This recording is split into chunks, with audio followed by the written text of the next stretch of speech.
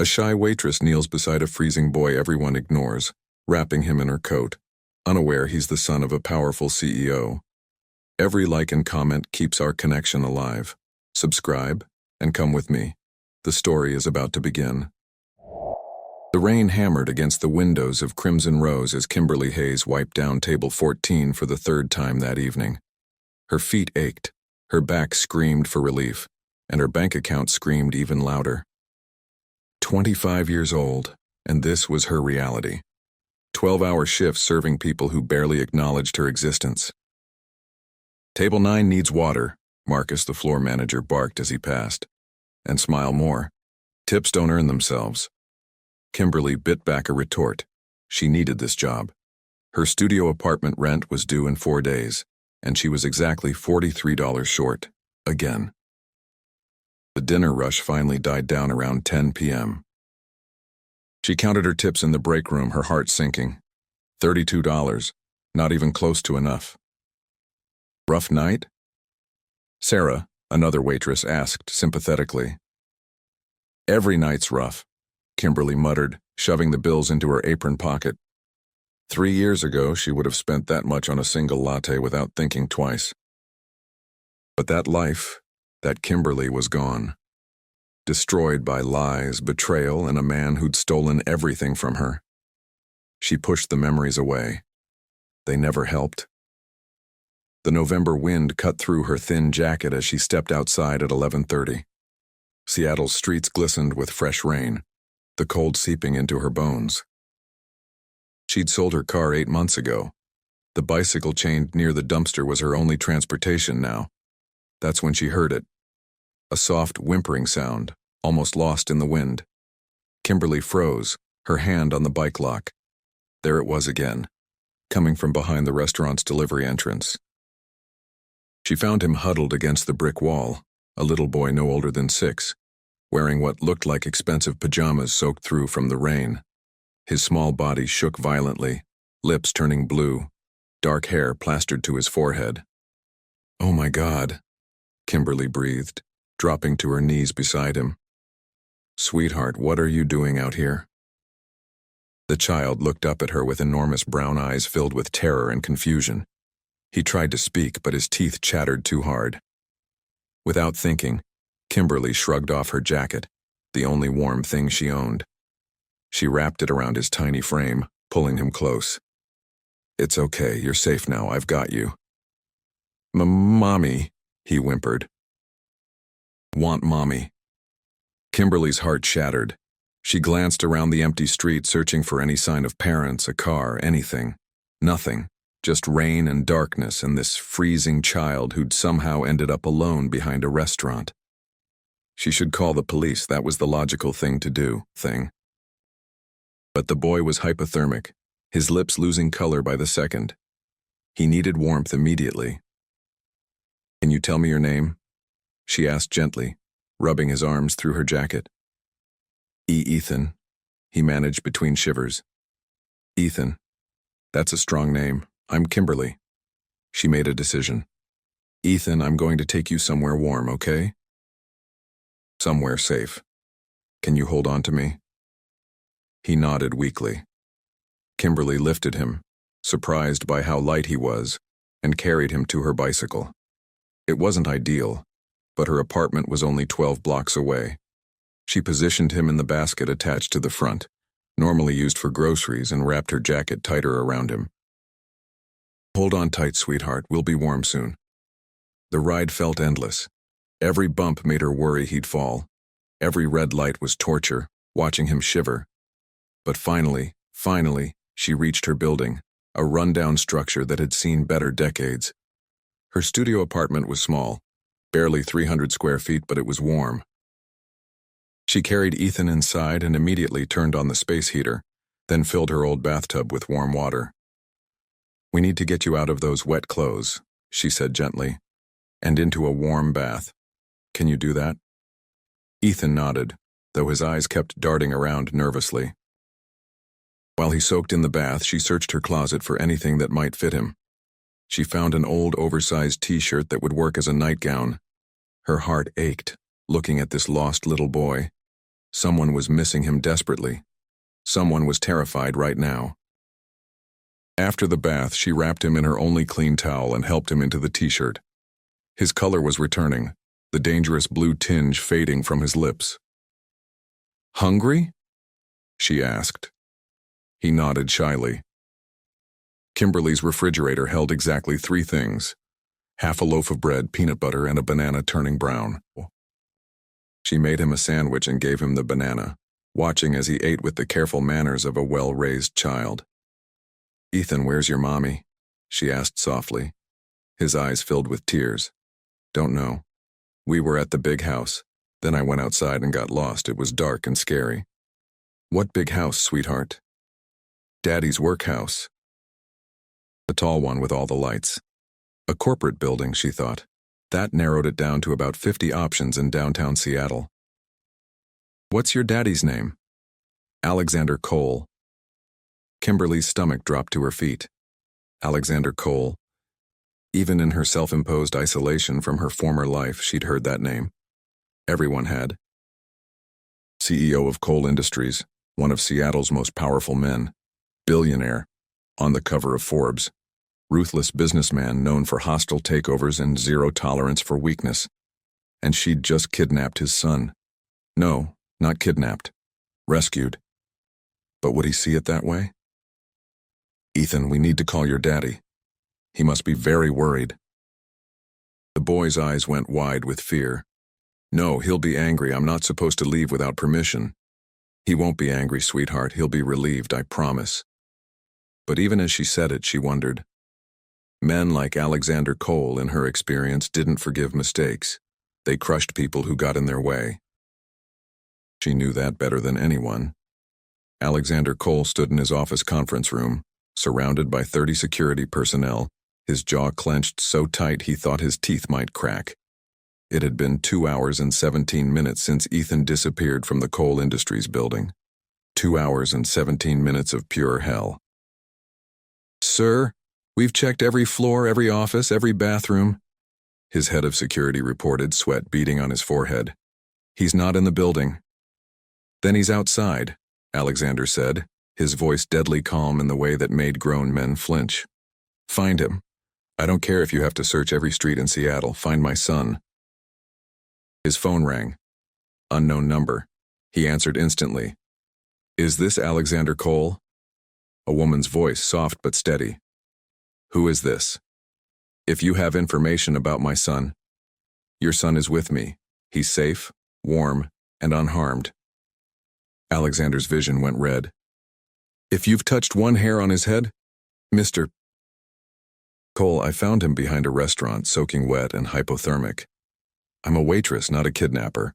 I brought him to my apartment to warm up because he was turning blue. Would you like to come get him? Or would you prefer to threaten me some more?" The sharp retort caught him off guard. People didn't talk to him like that. Ever. "Where are you?" he demanded. She gave him an address in a neighborhood that made his security team visibly nervous. He didn't care. He'd walk through fire to get to Ethan.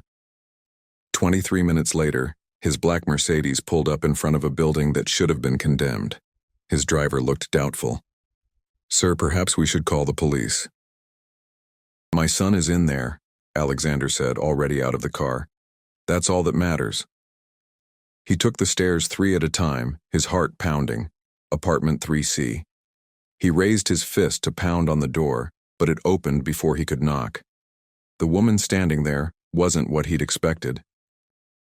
She was young, mid-20s, with light brown hair falling from a messy bun, wearing a waitress uniform with a red apron. But it was her eyes that stopped him, blue-green, intelligent, and completely unintimidated by him. "Mr. Cole," she said evenly, "your son is on the couch."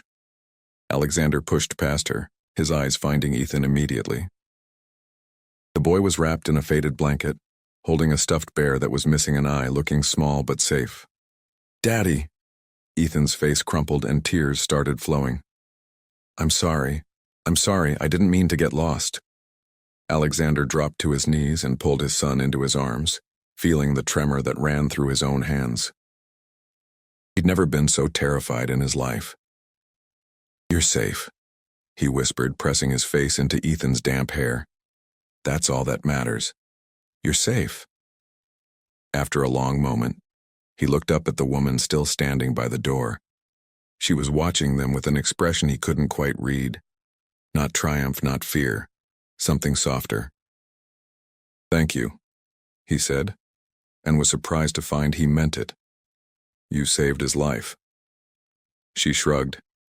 "Anyone would have done the same. But they didn't. You did." He stood, keeping Ethan in his arms.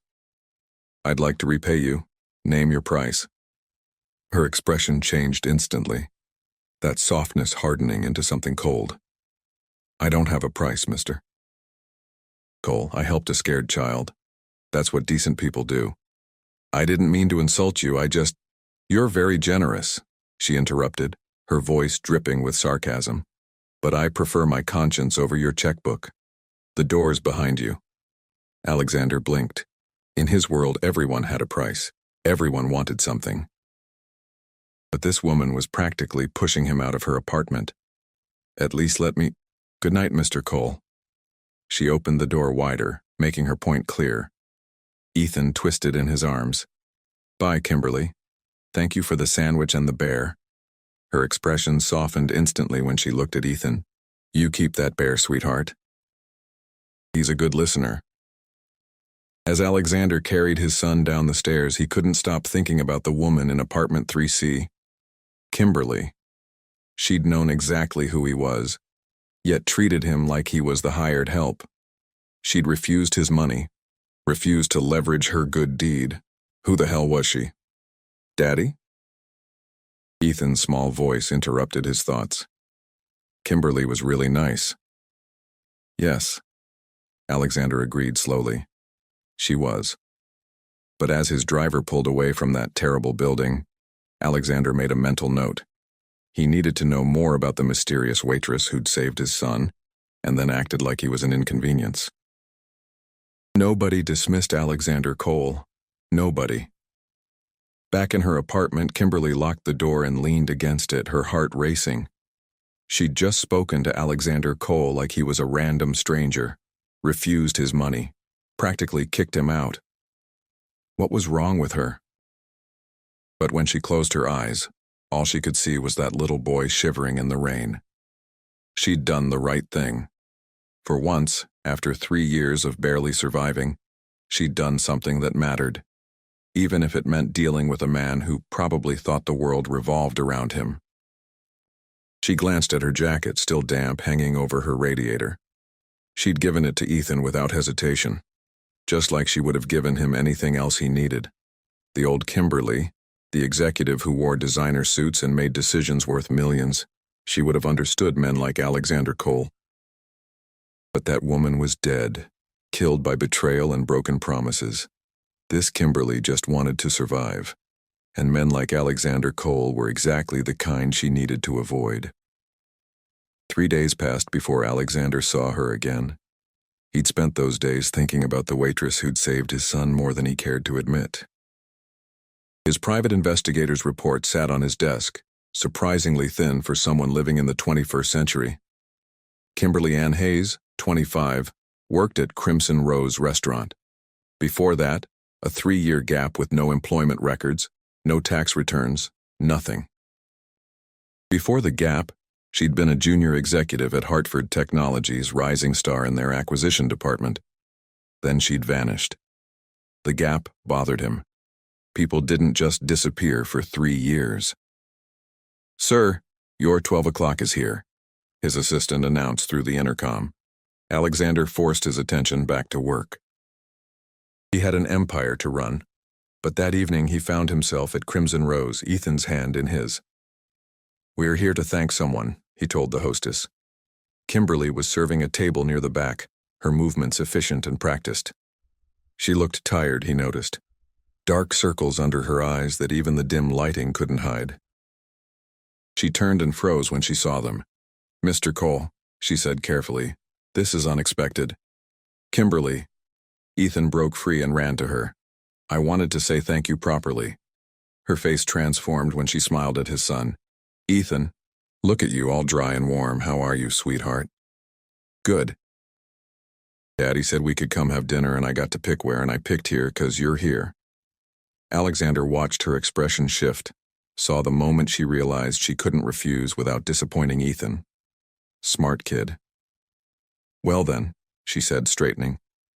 Let me show you to a table. She seated them in her section, handed them menus, and started to walk away. Wait, Alexander said. Sit with us. Please. Just for a moment. I'm working, Mr. Cole. Alexander, he corrected. And surely you get a break. She hesitated, glancing at the floor manager who was watching with narrowed eyes. 5 minutes. She slid into the booth next to Ethan, keeping as much distance from Alexander as physically possible. Interesting. How did Ethan end up behind the restaurant? She asked. If you don't mind me asking. Alexander's jaw tightened. My ex-wife dropped him off at my office without notice. She does that sometimes when being a mother becomes inconvenient. He wandered off while I was in a meeting and security didn't notice for 20 minutes. They've been replaced. Something flickered across Kimberly's face. Understanding, maybe. Or judgment. That must have been terrifying, she said quietly. I've never been more scared in my life. The admission surprised him. He didn't do vulnerable. Daddy cried, Ethan announced. I heard him on the phone. Ethan, Alexander started, embarrassed. But Kimberly was looking at him differently now. That makes you human, Mr. Cole, not weak. It's Alexander, he repeated, and you'd be surprised how many people see them as the same thing. Then they're idiots. He laughed, actually laughed. You really don't care who I am, do you? I care that you're Ethan's father, she said honestly. The rest is just noise. Kimberly, the floor manager's voice cut across the restaurant. Table 6 needs service. She stood immediately. That's my cue. Enjoy your dinner, gentlemen. Wait, Alexander said again. Have dinner with us, after your shift. I don't think that's appropriate. Why not? You saved my son. The least I can do is buy you a proper meal. I can buy my own meals, Mr. Cole. Alexander, and I never said you couldn't, but Ethan would really like it if you stayed, wouldn't you, buddy? It was manipulative using his son, but Alexander hadn't built an empire by playing fair. Ethan's eyes went wide and pleading. Please, Kimberly, please. She looked between them, clearly calculating, then sighed. Fine, but I'm ordering the most expensive thing on the menu. Good, Alexander said, surprising her again. You should. Her shift ended at 9. Alexander and Ethan waited. Ethan coloring on the kids' menu while Alexander pretended to answer emails but actually watched Kimberly work. She was good at her job. Efficient, friendly without being fake, remembering orders without writing them down. She diffused an angry customer with such grace that the man ended up leaving a huge tip. She helped a new waitress without making her feel stupid. She was wasted here. But why was she here at all? When she finally joined them, still in her uniform, she looked exhausted. Long day? Alexander asked. 12 hours on my feet. She studied the menu. I was kidding about ordering the most expensive thing. I wasn't. He signaled the waiter. She'll have the filet mignon, medium rare, with the truffle mashed potatoes, and bring her the best wine you have by the glass. Kimberly stared at him. I didn't agree to that. You said you'd order the most expensive thing. I'm holding you to it. You're very pushy for someone who should be grateful I didn't call the cops on you for barging into my apartment. I knocked, he corrected, fighting a smile. After I opened the door. Details. She shook her head, but he caught the tiny smile tugging at her lips. You're impossible. So I've been told. Ethan had fallen asleep against the booth, exhausted from the excitement. It left Alexander and Kimberly in something approaching privacy. Why did you refuse my money? He asked quietly. Her smile vanished. Because I don't want anything from you. That's not an answer. It's the only one you're getting. She paused as the waiter brought her wine. Look, Mr. Cole. Alexander. Mr. Cole, she repeated deliberately. You seem like a decent father. Your son is wonderful. But we're from different worlds, and I'd like to keep it that way. Why? Because men like you destroy people like me without even noticing. The bitterness in her voice was raw, real. This wasn't about him. This was about someone else. Someone who'd hurt her badly. I'm not whoever hurt you, he said carefully. Her laugh was harsh. How would you know? You don't even know me. Then let me.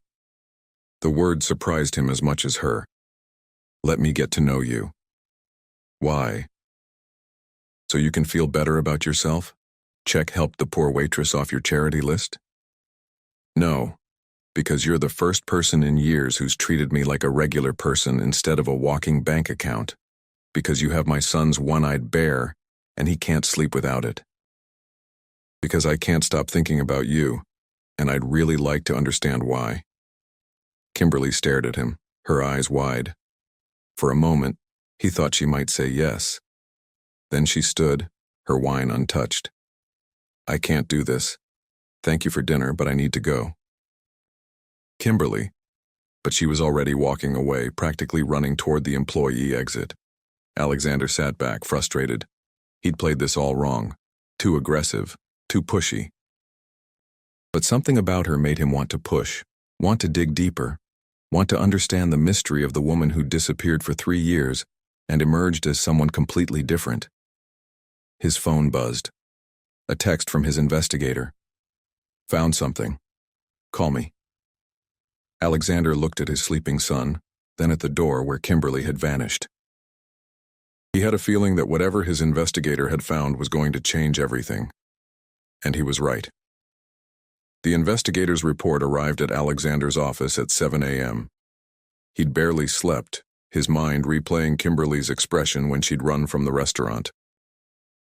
That look of pure panic, like he'd gotten too close to something she'd buried deep.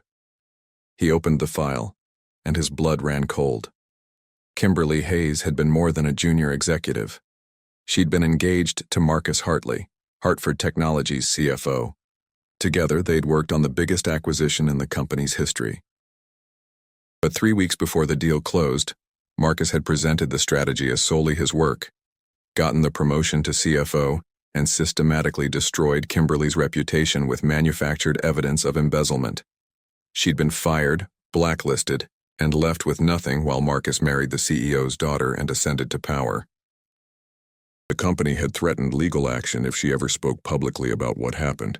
She'd signed the NDA to avoid prison for crimes she didn't commit. Alexander felt sick.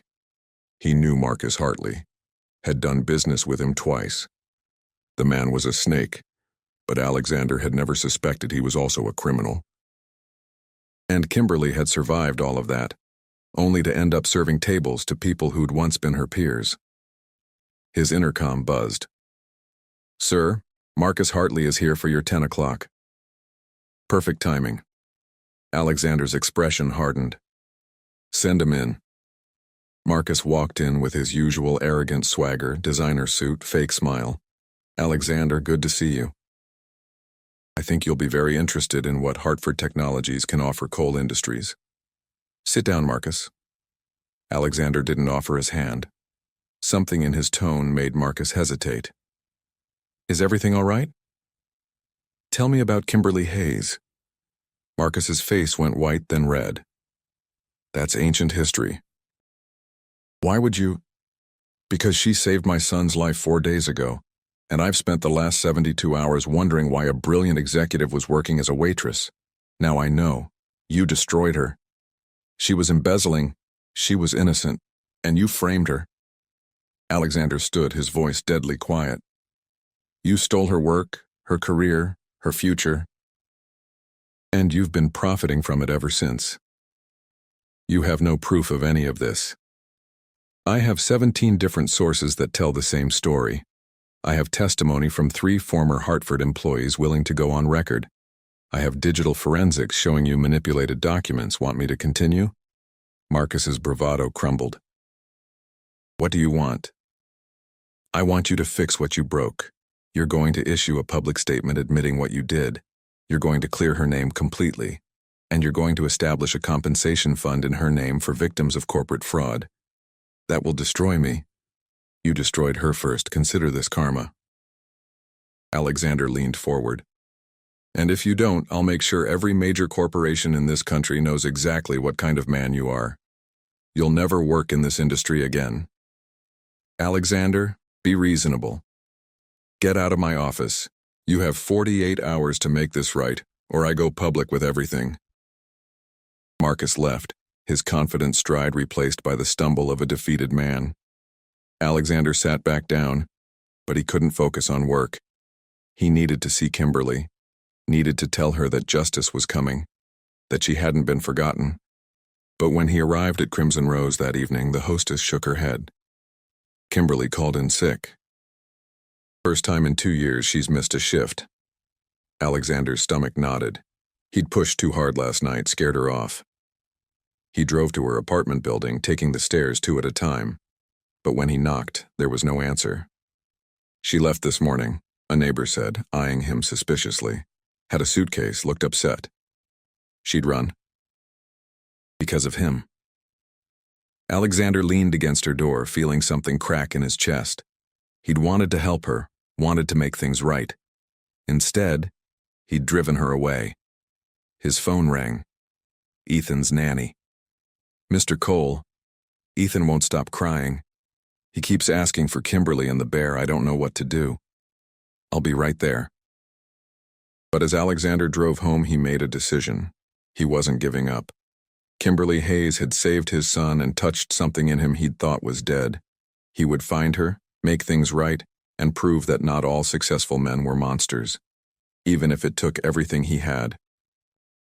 Meanwhile, Kimberly sat in a bus station 3 hours outside Seattle, her entire life packed into 2 suitcases. She'd panicked. Alexander Cole was investigating her, getting too close, asking questions that would only lead to pain.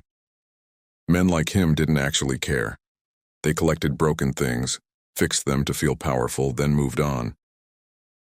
She'd learned that lesson with Marcus. She wouldn't survive learning it again.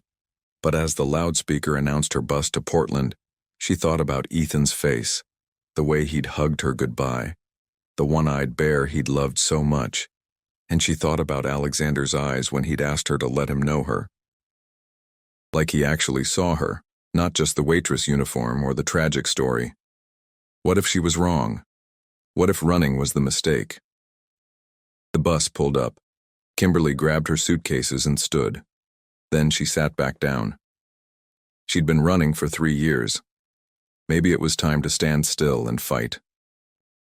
She pulled out her phone and dialed a number she'd memorized but never called. Mr. Cole? It's Kimberly. We need to talk. They met at a coffee shop in a quiet neighborhood, neutral territory.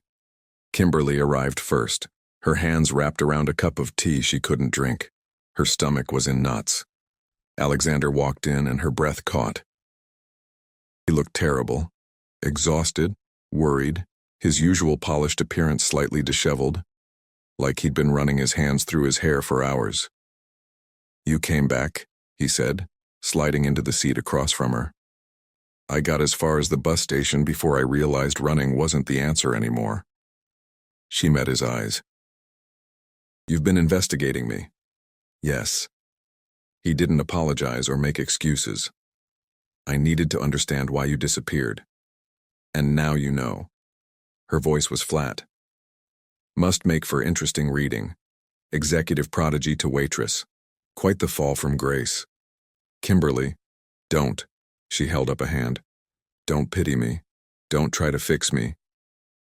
I've survived 3 years on my own. I don't need rescuing. I'm not trying to rescue you. I'm trying to give you justice. He pulled out a folder. Marcus Hartley is going to make a public statement admitting what he did. He's going to clear your name. I made sure of it. Kimberly stared at the folder like it might explode. Why would you do that? Because it's right. Because you deserve better than what happened to you. Because no one should be able to destroy someone's life and walk away unpunished. You don't even know me. Then let me. He leaned forward, his voice intense. Let me know you, Kimberly. The real you. Not the waitress, not the fallen executive, you. She wanted to say yes, God, she wanted to, but fear was a powerful thing. I don't know how to trust anymore, she whispered. Marcus took that from me, too. I'm not Marcus. How do I know that? How do I know you won't get bored once the challenge is gone? Once you've saved me and feel good about yourself. Alexander was quiet for a long moment. Then he did something that stunned her. He pulled out his phone, opened his photos, and showed her picture after picture of Ethan. This is my son after his mother left us for the third time. He was 4. See his eyes? That's what abandonment looks like. He scrolled further. This is me at my father's funeral. He built coal industries from nothing, and I spent his last years trying to prove I was worthy of his legacy instead of just being his son. He looked up, and Kimberly saw something raw in his expression. I know what it's like to have people use you. My ex-wife married me for money and status. My business partners see me as a tool for their own success. Even my own mother calls only when she needs something. He reached across the table, stopping just short of touching her hand. You're the first person in years who looked at me and saw a man, not a bank account. That's why I can't walk away. Kimberly felt tears prick her eyes. I'm scared. Me too. He smiled slightly. Terrified, actually. I haven't felt this much for anyone since my ex destroyed my ability to trust. But I think you're worth being scared for. She laughed, wiping her eyes. That's either the most romantic or most insane thing anyone's ever said to me. Can't it be both? They sat in silence for a moment, the coffee shop buzzing around them. Finally, Kimberly spoke. I was 22 when I met Marcus. Brilliant, they said. Youngest executive Hartford had ever hired. He was my mentor, then my partner, then my fiancé. I trusted him with everything. My work, my ideas, my future. She took a shaky breath. When he betrayed me, it wasn't just about the career. He took my identity. Everything I thought I was, everything I'd worked for, gone in a day. The embezzlement charges would have sent me to prison. I signed away my right to defend myself just to stay free. That NDA is leverage I can break, Alexander said. We can fight this properly. It's not about the NDA anymore. It's about the fact that I gave someone everything and he used it to bury me. She finally met his eyes. How do I trust my own judgment again? You don't, not right away. He did touch her hand then gently. You take small steps. You let someone prove themselves through actions, not words. You give them chances to fail and see if they don't.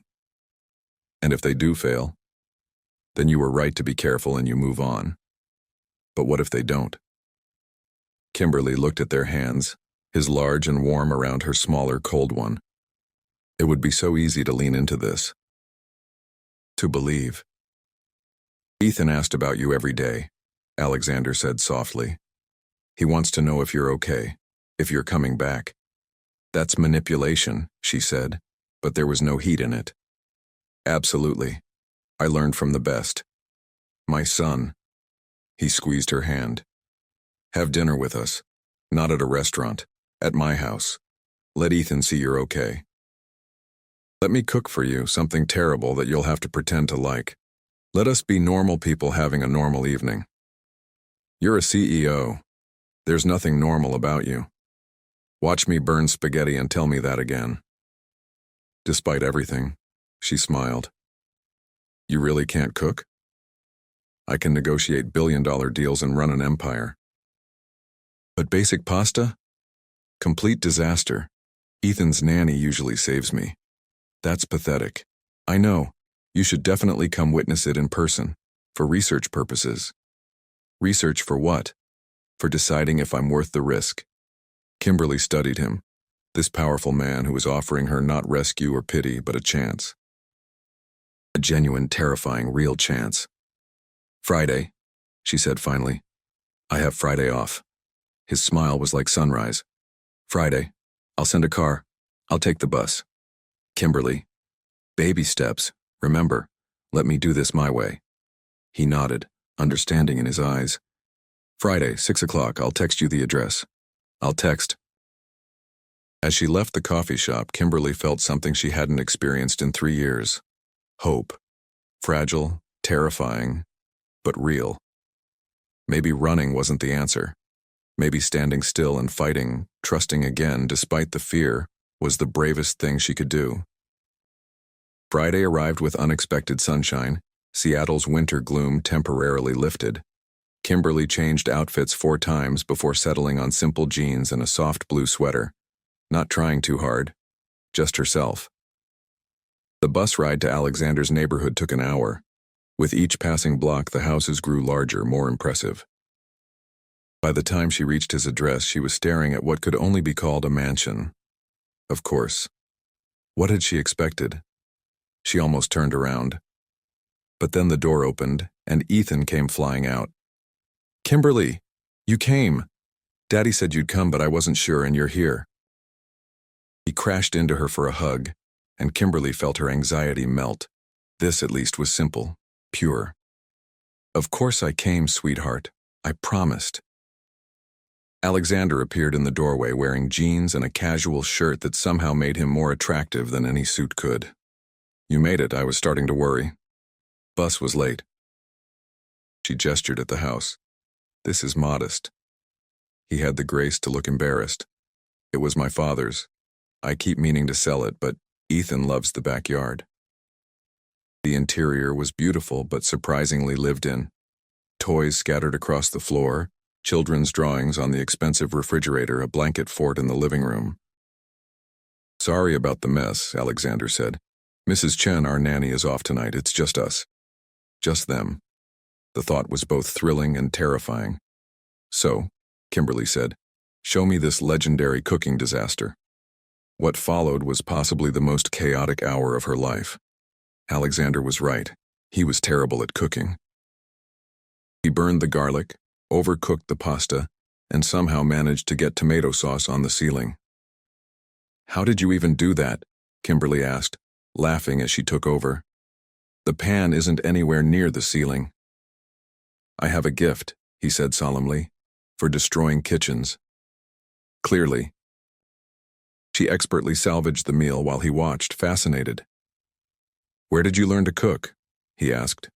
"My mom, before she got sick." Kimberly's smile dimmed.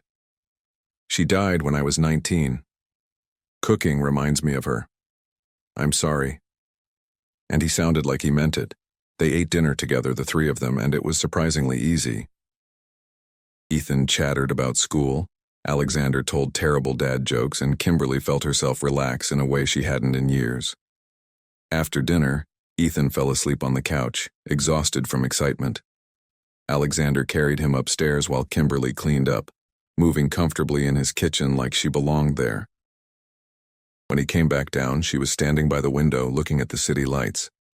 "Thank you for tonight," she said softly. "It was perfect. It was burnt pasta and dad jokes. Exactly. Perfect." She turned to face him. "I haven't felt normal in so long. Like I was just a person, not a cautionary tale or a charity case. Tonight I was just Kimberly. It was nice." Alexander moved closer, slowly, giving her time to retreat. She didn't. "Marcus's statement goes public Monday," he said. "Your name will be cleared. Hartford Technologies is facing an investigation, and I've had inquiries from 3 companies interested in hiring you." "Alexander? I didn't pressure anyone. I just mentioned your qualifications to people I trust. They made their own decisions." He paused. "You have options now. Real ones." Kimberly felt emotion swell in her chest. 3 years of struggling, surviving, barely existing. And now, suddenly, doors were opening. "Why?" she whispered. "Why do all this for me?" "Because someone should have done it 3 years ago. Because you deserve it. Because—" He stopped, searching her face. "Because I'm falling for you, and I needed to prove I'm not Marcus.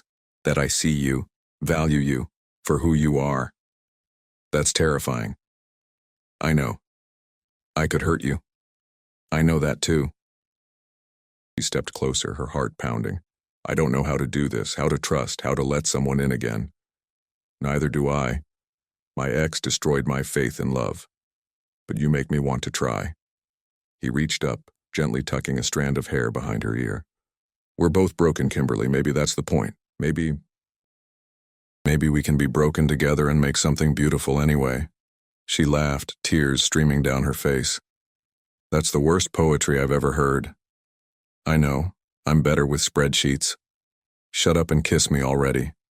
He did, and it was perfect.